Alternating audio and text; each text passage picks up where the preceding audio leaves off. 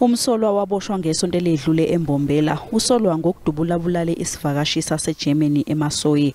Amaphoyisa athi abasolwa abathathu babephelekezela izivakashi ezine ezazihamba ngemoto zilibangise endaweni yokulala izivakashi eKruger National Park.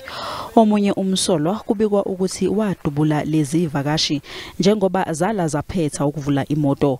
Umshayeli wemoto oneminyaka engama-67 wadubuleka kwesingendla wakwazi ukushayela ibanga elingama-kilometers ambalwa ngaphambi kokuba imoto ishayise udonga.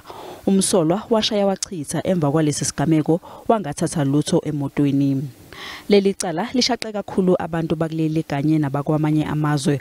Ungqongqoshe wamaphoyisa kanye nethimba lakhe bavakashela indawo yesigameko bethembisa ukuthi bazoboshwa kungekudala abasolwa.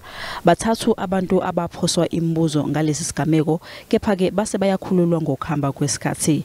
Kwaboshwa umlisa oneminyaka engama-35. Amaphoyisa athi baningi abanye abasazoboshwa. Umsolwa ugcinwe esitokisini kanti leli cala lihlehliselwe uLwesihlanu olizayo.